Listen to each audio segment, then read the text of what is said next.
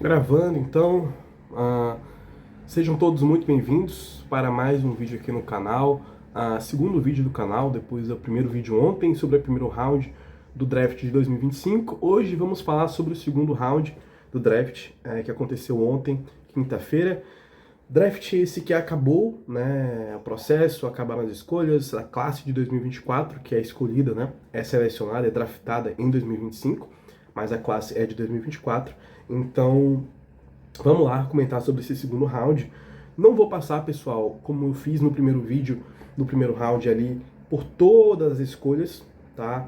É um segundo round mais raso, um segundo round um pouco mais pobre, por assim dizer, em talento, em quantidade de jogadores realmente mais chamativos. E também a gente vai ter tempo para comentar sobre outros times, né? Mais especificamente falar de um time, a gente pode falar da escolha que ele fez no segundo round. Então, não necessariamente porque eu não vou citar alguns jogadores aqui, eu não vou falar deles ainda, tá? A gente pode comentar deles depois, falando de um time específico, e a gente passar pelas escolhas dele como um todo, primeiro round, segundo round, até os não draftados, tá bom? Mas a ideia hoje é comentar sobre 8 escolhas que me chamaram muita atenção, das 29 que foram feitas no segundo round, e comentar um pouco sobre cada uma dessas 8 escolhas que, para mim, foram as melhores do segundo dia.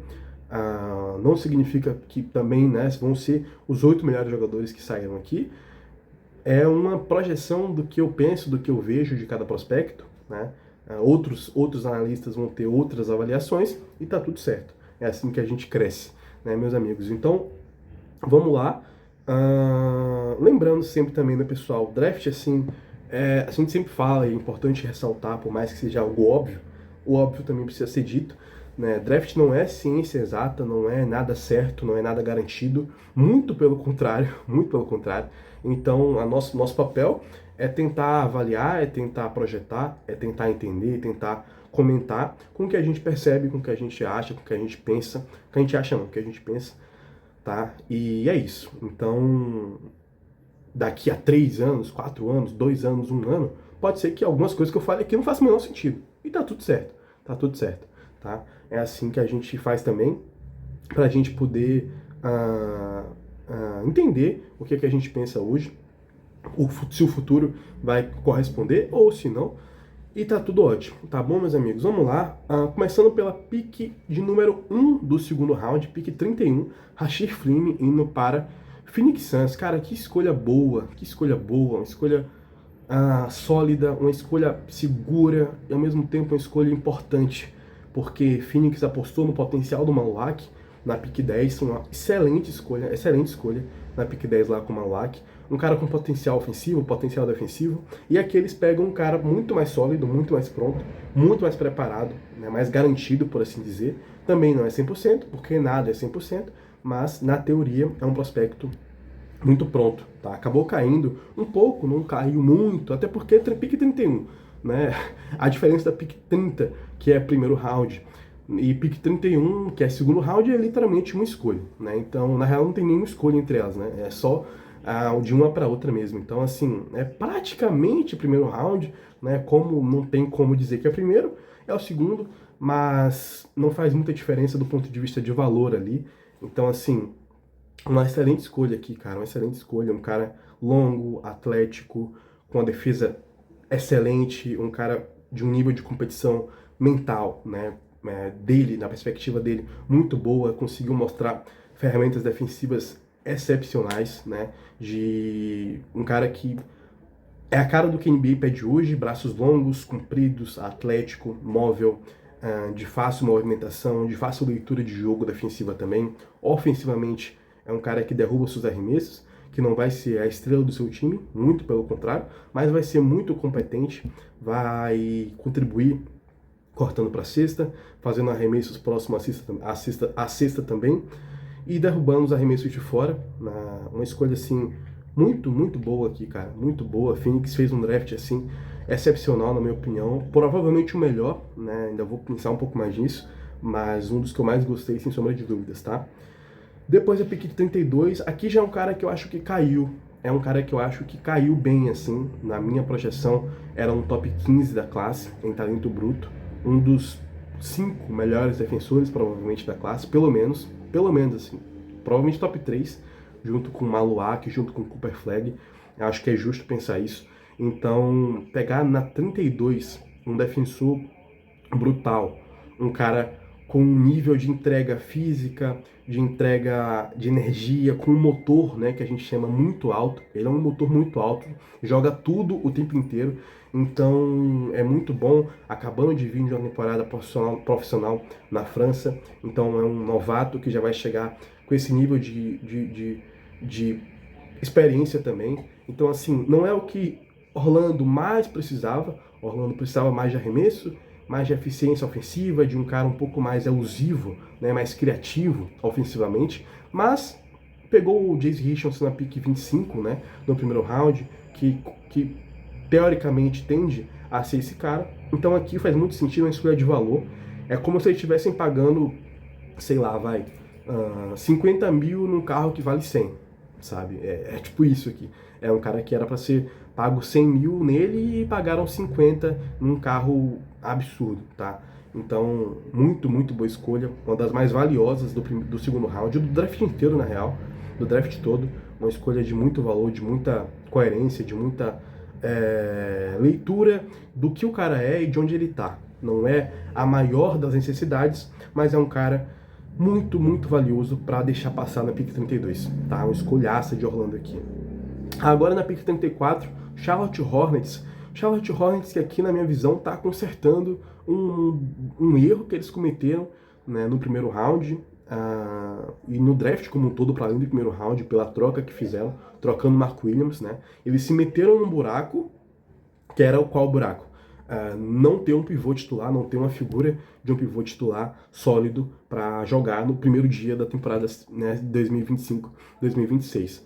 Trocaram o Mark Williams para Phoenix, não selecionaram o Kaman Maluak, então assim, primeiro eles cavaram um buraquinho, né? Depois eles fizeram um buraco enorme, não selecionando o Maluak, e agora eles vão lá e jogam uma cordinha para cima e conseguem subir ali para colocar a cabeça de fora assim, desse buraco, digamos, que é não ter um pivô. Agora eles conseguem um pivô muito sólido, muito pronto, de muito QI, de muita leitura, perdão, de muita preparação mental, de fácil entendimento do que acontece no jogo. Defensivamente ele lê tudo o que acontece, ofensivamente ele lê muito bem também.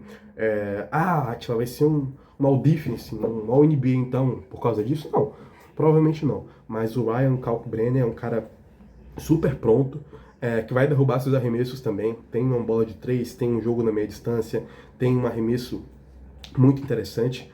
Então, uma escolha boa, porque precisavam, né, fizeram precisar também, né, se esforçaram para precisar de um pivô aqui e conseguiram um pivô muito interessante nesse range aqui para um time que precisa bastante, tá? Pick 36 agora, Los Angeles Lakers, com uma Hierro, um ala pivô, um cara de força, um cara de entrega física também, que faz um inferno, um verdadeiro inferno no garrafão do outro time, né? É um cara que se entrega muito, que corta muito para cesta, que joga muito fisicamente, próximo ao aro, que joga sem a bola também, consegue trabalhar com os armadores nesses cortes, nesses pick and rolls para ajudar a contribuir sem a bola, né, gerando esses espaços e também atacando esses espaços para pontuar. Então, acho que faz muito sentido para um time que tem Luka Doncic, para um time que tem LeBron James controlando o jogo. Tem a Austin Reeves também, que faz esse papel de trabalhar no pick and roll e tudo mais. Então, uma escolha muito justa aqui, né? Talvez se o Ryan Kalkbrenner tivesse disponível, eu não gostaria tanto, porque eu preferiria um pivô. Acho que penso que o Lakers precisa muito de um pivô ainda, né? Mas o Ryan já tinha saído, ainda tinha o Maxime Renault, podia ser uma boa opção também, né? Mas aqui o Hierro não é uma escolha ruim, longe disso. É um cara muito pronto, muito sólido também, não tem um super potencial, mas o Lakers não está preocupado com super potencial agora. Eles querem um cara que possa jogar daqui a alguns meses e não daqui a alguns anos. Então tá tudo certo, tá? Tudo certo, uma escolha boa também, boa de boca cheia assim, dá pra dizer na minha opinião, tá?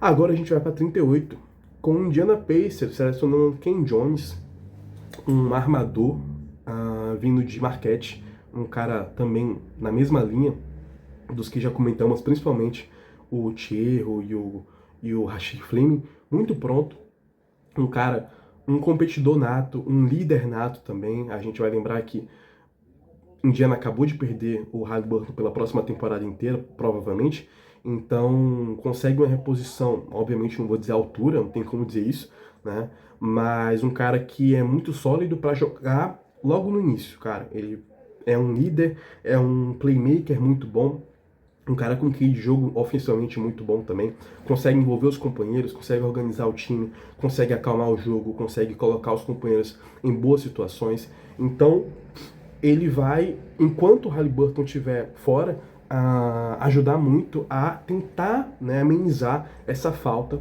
que o Haliburton vai fazer. Então, uma escolha muito coerente para o que o time precisava, para o que o time, infelizmente, esteve nessa situação. Então, uma escolha muito, muito boa, um valor bom também. O Ken Jones não é um super potencial, de novo, mas também não precisa ser, precisa jogar daqui a alguns meses. E vai jogar daqui a alguns meses e vai impactar dia sim, dia também.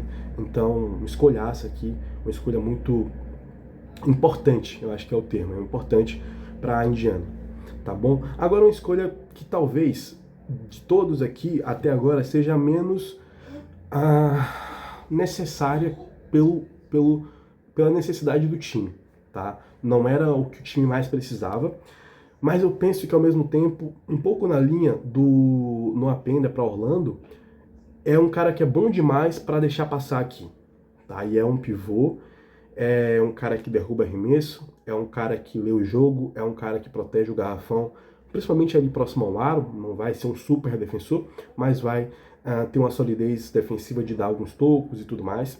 Esse cara foi para Sacramento Kings na pick 42, Maxime Renault, um pivôzão francês, mais um dessa safra francesa. Não é da mesma safra do Noah Penda, do Nolan Traoré, do Noah Esseng, mas é um cara um pouquinho mais velho, uns 3 anos mais velho, né? Mas é um cara, assim, com um QI de jogo muito bom, cara. Ele é muito, muito bom ofensivamente. Ele lê muito bem o que estava acontecendo ao redor dele.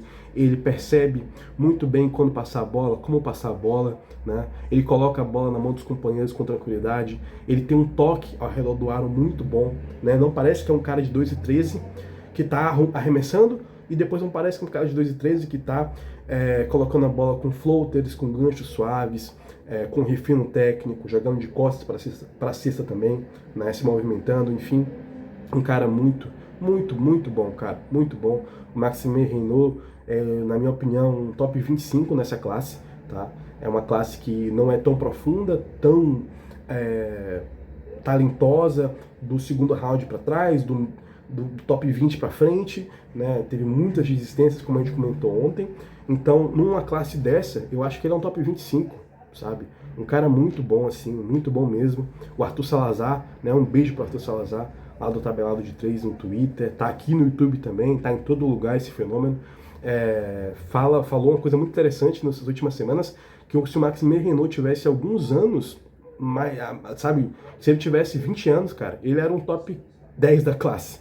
E é exatamente isso, assim, é um cara que só não é mais bem projetado por conta da idade. Já é um cara de 22, 23 anos, então não vai ter uma curva de desenvolvimento tão alta, provavelmente. Mas é um tipo de cara que eu gosto mesmo sendo um pouquinho mais velho, sabe? E é o tipo de impacto imediato e que ainda tem um quê de potencial. Um quê de potencial. Não vai virar um super pivô, não é disso que eu tô falando, mas é um cara que, apesar de não ser tão novo, não é como se, ele não é tão novo, então acabou, não tem margem de crescimento. Não é assim, né? Cada contexto é um contexto, e eu acho que no contexto do Maxime Renault ele tem uma margenzinha de evolução interessante para um cara da idade dele, tá? Então aqui é um pouco na linha do Noah Penda, sabe? É um carro que vale 100 mil, que você tá conseguindo aqui nem é 50 mil, aqui acho que é 20 mil, sabe? Então, uma escolha muito valiosa para Sacramento, mesmo não sendo a maior necessidade do mundo. Talvez eles precisassem mais de um Ken Jones, né? Talvez eles precisassem mais de um cara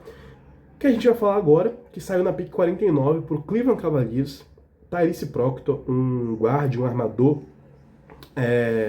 muito eficiente, que melhorou muito, cresceu muito na última temporada, principalmente lá em Duke, companheiro do Cooper Flagg, do Kamal Maluak, do Concnupel, do Sion James, né?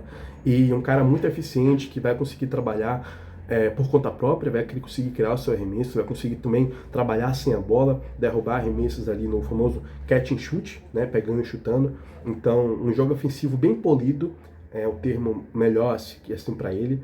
Não é um cara super agressivo, é um cara um pouco mais paciente, um pouco mais calmo, um pouco mais tranquilo, mas que também não necessariamente vai controlar o time, né? Não vai ficar colocando a bola na mão dos companheiros como um Garland faz, por exemplo, mas ele vai trabalhar com tranquilidade na isolation, né? Na jogada de 1 contra 1, ele vai muito bem, consegue criar separação, consegue criar vantagem para arremessar com step backs, side steps, enfim, fintas ali, dribles que geram vantagem para ele arremessar. Então, uma escolhaça aqui, acho que o Tyrese Proctor, nesse momento do draft, já devia ter saído bem antes. É um cara de ainda 21 anos também, acabou de fazer 21 anos, em abril, se não me engano. Então, vai acabar a temporada de novato ainda com 21 anos provavelmente, né, com 21 para 22. Então, relativamente novo para uma pick 49. É um cara que também tem uma margem de evolução ainda interessante pela frente. Vamos lembrar que Cleveland pode perder o Sam Merrill, pode perder o Ty Jerome. Eu acho que ele seria mais uma reposição ao estilo de jogo do Ty do que ao do Sam Merrill, que é mais um arremessador puro. O do Ty Jerome, que é um cara um pouco mais de controle, um pouco mais de ritmo, né? É um playmaker melhor, um passador melhor do que o Tyrese Proctor, mas não é como se o Tyrese Proctor também não fosse um cara que passasse a bola, né? Que fosse só de arremessar. Ele também tem um sólido passe ali, mas também não esperem dele um grande playmaking, tá?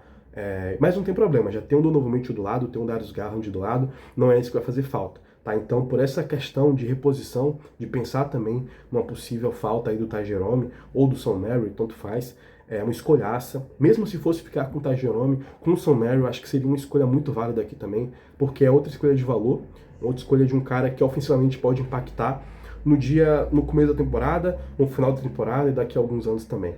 Tá? Muito, muito boa escolha de Cleveland aqui. Gostei muito e gostei muito também, mas muito. Essa aqui, cara, nossa, essa aqui eu gostei demais, demais, demais, demais. Provavelmente a minha escolha favorita no segundo round. Não sei se é a favorita, mas uma das principais, uma das que eu mais gostei. Minha avó me ligou no meio do vídeo, né? Acho que ela ouviu falando da escolha que eu ia falar agora e ela quis falar comigo, né? Pra garantir que eu ia falar de Alex Turrey no Golden State Warriors, porque, cara, que escolha boa, cara. Que escolha valiosa, que escolha interessante, que escolha de potencial. O Alex Turrey era, pra mim, um top, 30 da classe. É um cara que, pra mim, não faria sentido passar da 35 num draft como esse, que, de novo, teve muitas desistências, teve muitas saídas. Então, acredito que o Turrey é um cara de muito QI, de muita visão de jogo, de muita paciência, de muita tranquilidade. Não é um super, hiper, mega especialista em nada. Não é um cara que é uma aberração atlética, não é uma aberração no arremesso, não é uma aberração na pontuação, na defesa. Mas não precisa, ele faz um pouquinho de tudo. Derruba alguns arremessos, poderia derrubar mais, mas derruba bem. Tem uma mecânica ok. Então, não é um non-shotter, né? Um cara que não arremessa, é um cara que arremessa, não é um especialista, longe disso, mas arremessa. E é um cara com QI, com visão de jogo. É um cara que ataca o aro com tranquilidade, um cara que consegue colocar a bola no chão, trabalhar ali com os pivôs no pick and roll, sabe? Controlar esse ritmo do jogo e produzir por conta própria, produzir também sem a bola. É um cara que não precisa de estar com a bola o tempo inteiro, não precisa estar com a bola, perdão, o tempo inteiro para contribuir, consegue cortar para a cesta também, é um cara que tem essa inteligência coletiva, né, do que está acontecendo na frente dele. Então, assim, cara, uma escolha muito boa, muito, muito, muito, muito boa. Um cara que teve 2 anos de profissional lá na Austrália, um australiano, e teve 2 anos lá na Liga Profissional da Austrália. Então, assim, um cara que ao mesmo tempo chega para contribuir, chega também para se desenvolver. É uma escolha, nossa, fenomenal, cara, fenomenal. Uma das minhas favoritas, com certeza, nesse draft inteiro, tá? Como um todo. De novo, pessoal, se vai virar ou não, só o tempo vai dizer, mas que tem potencial para virar muito, para ser uma escolha das mais... Um estilo, cara. Isso aqui pra mim é a definição de estilo, tá? Um cara que pra mim devia ter saído bem antes e que saiu bem depois. aparentemente sem motivos aparentes, assim, né? Aparentemente sem motivos aparentes fica demais, né, Atila? Provavelmente sem motivos muito aparentes, essa queda dele. Mas assim, eu entendo também que não a queda, porque eu gosto muito dele. Eu tenho ele muito mais alto. Não significa que a NBA tem ele muito mais alto. Provavelmente, pelo que a gente viu, não tinha ele tão alto assim. E tá tudo certo, né? Mas, na minha avaliação, era um cara que, poxa, tinha tudo pra sair no top 35 e saiu na 52, no top 30 e saiu na 52. Então, escolhaça aqui de Golden State. Muito, muito valor. E é isso, tá? Tiveram algumas outras que eu gostei também. O Markovic pro Milwaukee, eu acho que é uma escolha de potencial, é um projeto, não é uma certeza, mas é um projeto que vale a pena apostar. Tá, deixa eu ver mais o que. O Kobe Bryant para Phoenix eu também gostei. Não foi minha pick favorita das outras duas que Phoenix fez, mas é uma escolha boa de um arremessador, um cara também que vai impactar rapidamente. Então, baita draft de Phoenix, cara, baita draft. E deixa eu ver mais o que aqui que eu gostei. Gostei do Mohamed Diarra para o Knicks, um ala muito atlético, muito forte, assim, com potencial bem interessante também. Não é pronto, não é para impactar hoje, amanhã, mas também não precisa. Então, gostei muito desse projeto. Eu acho que aqui tem um potencial interessante também. Pode ser que não seja um estilzão, porque é um cara com um projeto. Não é tão sólido, por exemplo, quanto eu penso no Turri, mas é um cara com potencial interessante também. Deixa eu ver mais o que. Gostei muito do Max Sugar, por fim, também, para Boston na 57. Acho que é um cara muito polido, muito técnico, muito consciente, muito refinado no que ele faz. Então, é uma escolha que poderia ser feita, poderia ter saído antes também. Na 57, acho que é uma boa aposta de Boston, tá? Uma escolha, acho que subestimada até, vai ser pouco falado, é uma 57, não é um super craque, mas dentro do que tinha, acho que é um potencial bem interessante aqui, tá bom? E é isso, meus amigos, vou ficando por aqui. Segundo vídeo no canal, tá? Espero que vocês tenham curtido. Deixem aí nos comentários também as picks que vocês mais curtiram, as que vocês não curtiram tanto. Se vocês concordam com algumas que eu coloquei aqui, não concordam com outras, vamos conversar, vamos trocar ideia, vamos debater, para a gente poder continuar crescendo junto aí, tá? Trocando essas informações, essas ideias. Como eu fiz no primeiro vídeo, o pessoal comentou algumas coisas, então é interessante de ver outras visões também para a gente poder ir somando e de um modo geral evoluindo ali, tá bom? É isso, espero que vocês tenham curtido e beijo, tchau.